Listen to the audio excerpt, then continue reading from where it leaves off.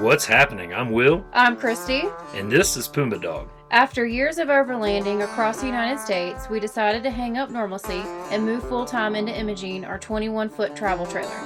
Our goal is to set up base camp in different regions of the U.S. and explore the areas around us. We invite you to join us as we share our adventures of full-time living.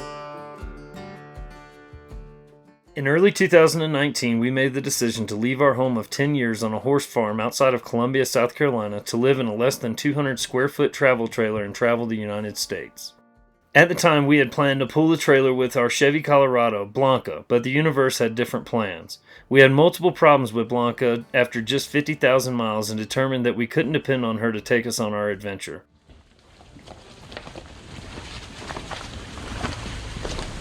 So I just got a really strange message on the Colorado. It said that the engine oil's low. And today we get to do, well, normal Chevrolet owner stuff. You know, wrenching on it to fix check engine light. We ditched the problem-plagued Chevy Colorado we had and upgraded to Austin, a 2016 Toyota TRD Pro Tundra we knew would give us great service and could pull the size trailer we wanted. After looking around for the right trailer, we settled on a Grand Design's Imagine 2150 RB. We knew that we wanted a trailer less than 27 foot because we planned on primarily staying on free and public lands, and 27 foot was just about as long as you would want to go, and for some places that's the max you could go. Grand Designs was considered a leader in quality and construction, so that's how we ended up with Imogene. We went to pick up Imogene while we were on the way to Outer Banks in North Carolina. After a quick overnight camp in Uwharrie National Forest, we picked up Imogene in Charlotte, North Carolina, and then headed to the Outer Banks, which, by the way, I'm convinced it doesn't matter where you're coming from, the Outer Banks takes forever to get to. Not only was this the very first time we camped in a camper, but it was also our first time camping in Austin as well, and we had a lot to learn about RV living.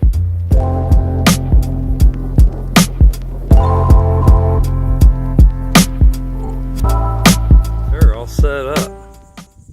It's a 2150 RB Imagine by Grand Designs, and we've got a ton to learn. For sure. We're not used to this at all. The very first thing that I have to learn is batteries. Batteries is a huge deal in these. So this thing has a Group 24 battery on it, and I don't know what we've done to run it down. The only thing that's been running is just the little itty bitty fans that kind of bring air in throughout the deal. So I'm not real sure how we ran it out of battery, but it is what it is. We've got a generator. We hooked it up last night. We ran it out of gas. So we're out of gas, out of batteries. We've just got a box with a whole bunch of cool plush furniture in it that's about to get really hot. The next trip, we went to a nice campground in Santee, South Carolina, where we practiced some more getting the hang of RV living. What do you have to do first, babe? Huh? What do you have to do first? Put up the spidey legs. Yeah. That's what they look like. Things. It is what they look like. Basically, kind of do the same thing. Yeah, so we have a drill for that, but the drill is dead. Soon the reality of RV living hit us and we hadn't even moved in yet. Just 3 months into ownership of our new home on wheels, we started to experience what we had been told from the get-go about the quality of RVs on the market. Alright, so we put paper towels out in order to see if it was leaking, because we thought that it was leaking. And as you can see, that's the dry line right there. It starts, it's wet, so it is definitely leaking. Alright, so I feel pretty confident in the fact that it is actually leaking right up here. Alright, so now that we've identified the problem, it's time to start fixing the problem. And basically that's going to involve taking off that cover and running a new line of seal all the way around it. Now, I'm not real sure what's going on right here, so what I'm going to have to do is actually take off the screws around there, take that whole piece off, and figure out why it's distorted right there. So I'm almost 100% sure that this is where the water's coming in at, but now that I see this, I'm not so sure that it was just the seal. It might actually have something to do with the way this entire thing is fitting. So I'm going to take off that whole piece right there and take a look at what we've got.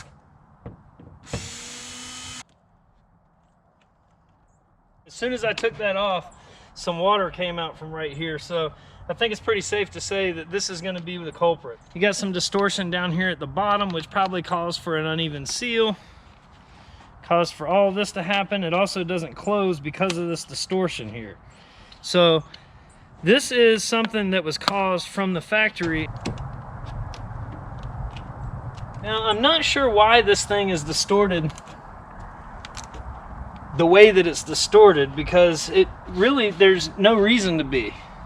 I mean, as you can see, this thing has all been out of shape. And because it's been out of shape, my little vent here won't close the way that it needs to. But it won't fit unless it goes on there out of shape. This is only the start of a long list of quality control issues we found with 𝐵𝐼𝐺. Things like this kind of blow my mind because from the factory, once they saw that the foil was sticking up in the opening, all they would have had to do was push the foil down and then the plastic piece would have fit the proper way. When I see stuff like this, it makes me wonder if they didn't pay attention to that, what else did they not pay attention to? It becomes clear later on that there's a whole lot that they didn't pay attention to. Luckily, I was able to get it sealed up pretty easily and it no longer leaks from the hood vent. So update, it is still leaking. So we had some rain and I came in and there was water up through here. So now I'm about to find out where the water is by just holding the hose on. All right, so Christy's gonna continue to run the hose over that. We got a little bit puddling up right here on the inside. I don't know if you can't see it or not, but that's on the inside. That's on the inside. All right, so it does appear that it is leaking from the window. Probably just gonna have to reseal the whole window too. So now I'm gonna do it on the hood vent and see if that is leaking or if the caulking that I did already will have fixed that. I don't see any kind of leaking on the caulking job that I did here, so that appears to be good. So I come in to water this morning on the ground in my living room, go to the bathroom, and this is what I find. I mean, this is getting to be a bit ridiculous. This is the 4th leak. So after further inspection, I believe that the leak is actually coming down from the connection up at the top, and here's why. I've cleared out all of the stuff down there to track down the leak, but if you'll notice, these style clamps are used all throughout this entire system, and those style clamps work fine with PEX tubing, which is the colored tubing that you see. However, right here, that rubber tubing up here, where you've got the lines that connect into the faucet, that style clamp is not the style clamp for that rubber tubing.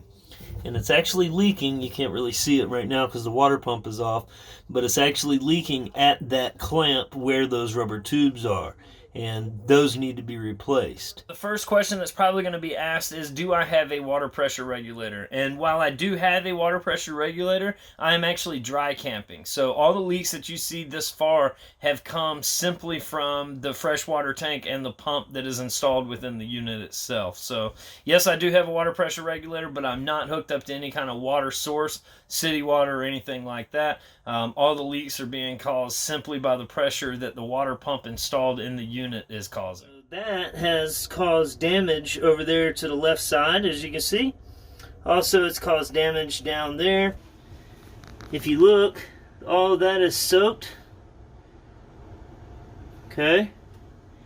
All this is soaked. And it's caused damage right there. This is starting to separate, as you can see, from the water damage. Also, you can see where it delaminated right there. It's kind of hard to see it on video. And then over here, never mind the fact that the trim piece even does this. That's just another quality control thing.